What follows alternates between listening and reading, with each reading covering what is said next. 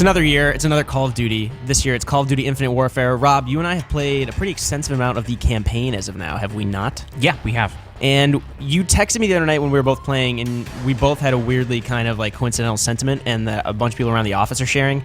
We both said, for some reason, it's reminding us of Mass Effect. And to preface that, not obviously in the RPG mechanics, but in the way you kind of go about the campaign, because this is a pretty drastic departure from Call of Duty campaign tradition, right? It's not just these linear missions that you're going to be following people through. You know, you're the leader, you're the captain of the UNSA Retribution, the ship. You're picking side missions on this star map that you don't have to do at all, but they're giving you upgrades that are going to make you better in the main missions. But when you go up to that star map and you're talking to your crew and you're kind of just talking to these NPCs that are littered around, you know, the bridge or the crew quarters or the firing range, you can like kind of interact with them much like you might in an RPG hub town. It's pretty cool, but then like you actually get to decide to go on these side missions or not. I don't know. What are your impressions so far of the campaign as far as like how it compares to other Call of Duty? I think you nailed it. There are these really nice transitions and segues going back to and from your ship, essentially going to the armory, interacting with the person who is in charge of your weapons. You know, for something where you're getting thrown into a mission, it's a nice little touch to have that interaction with your crew, because you are the captain of this entire crew, the ship.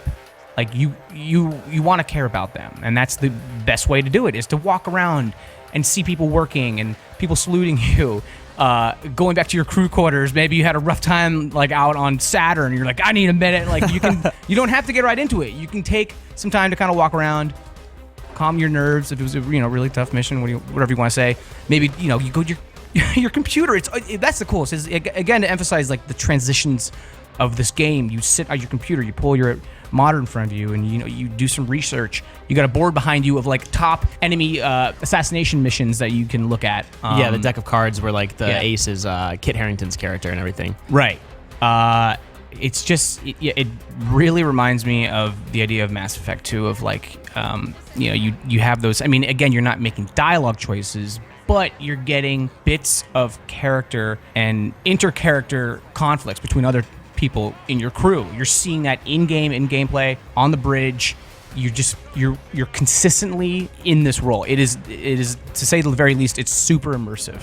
You know I got stage fright, right, sir? You got feelings, Ethan? I do, Lieutenant. I do.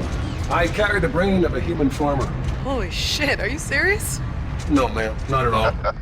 You got you, Lieutenant. Did not. There are so many words I hate using that developers use as buzzwords now, like immersive, like seamless, and lived in. But that game exemplifies all of these, right? Because you do a main mission, you go to the star map, you say, all right, let's go to Titan.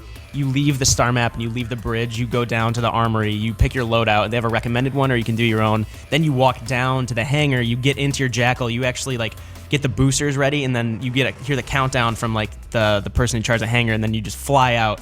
Then it goes into like this quick, not even a cutscene, right? This like bookending kind of like little cinematic where your Jackal's leaving, and then you see Salt, your like right-hand person's like other Jackal behind you.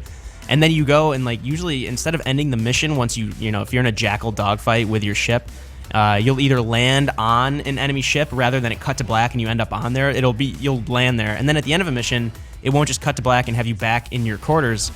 You'll go back and land on the Retribution, get docked, and then have a conversation with Salt again before you go back up to the quarters. And then you go into this cruise quarters where they're just hanging out playing like pool, I think. But then there's a broadcast about what you just did. Yeah. And then you go into the quarters, and then someone will say like, Ethan, this character that me and you are both like falling in love with for all intents and purposes, like he's a robot, right? But then there's a certain part where like he goes through this like a ton of shit, and they're asking like Reyes, your character, like, where's Ethan? And he's like, oh, I gave him some mandatory R&R. Like that's how much like they care about this robot, this like he's sentient being, because like he's so personable that they think he needs R&R like to get like his nerves back in place, even though he's fine. Yeah, like that character in general almost reminds me of like a World War II.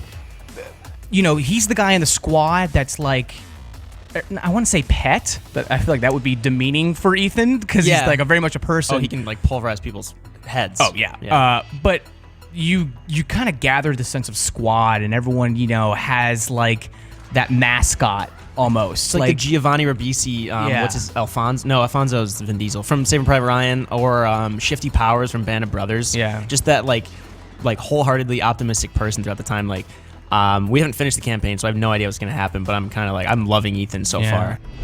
What's the Navy's official policy for a gunfight? Send in the Marine! As for you, Captain. You all right, Kashima? Oh, a little dizzy, Sarge.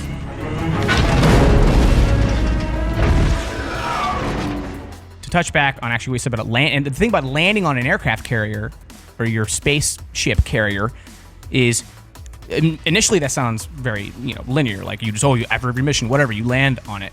Not every time. If you're in a dogfight around your carrier after you just did a ground assault mission, the game will say if you don't, to my understanding, because I've only done this about like 4 or 5 times, but if I cannot eliminate all the targets in the air, someone on the bridge will be like, Captain, we need to leave right now. You have 10 seconds to land your craft or we're all gonna die. Before you go, like, do a light speed jump. Right. Yeah. So they're asking you to do this, and that's pretty intense. So there is a consequence to like these different beats of what seem to be and could be repetitive side missions. Kind of have like a different choice in every one. And I would even argue like that's what I think bits of Mass Effect 3 actually kind of fell short, because I remember like 2 and 1 there was more of that transition. I'm going to a planet, I get to explore initially, and in 3 I remember it's just like a loading screen of your ship. You know what I mean? And that was something that I kind of missed from the second Mass Effect. In this game, like, holy God, I don't even know when there are loading screens. The one comparison I made, like if you're into movies, is Birdman or like Rope, Alfred Hitchcock's movies, those movies that they intentionally shot them to look like there were no cuts or no edits. And I mean, it's weird to compare it to a Iñárritu movie, but like it really does feel like that kind of like, it's this one overarching experience that doesn't feel like it's divided. It feels like this singular thing, and it's like really like impactful the way they did it. And it's weird that we're talking about a Call of Duty game right now, which is like perennially chapter, like set pieces. The set pieces are still here, very much so, but it's just all these, like, it's the spectacle, whereas now it's the structure is so engrossing, and I really can't wait to keep playing. There's zombies and multiplayer, but for the first time, I think I'm actually more excited for the campaign the more I play it, and I'm really excited for how much Infinite Warfare is surprising us. Thanks, Rob. Thank you. No, I can get us in! Impact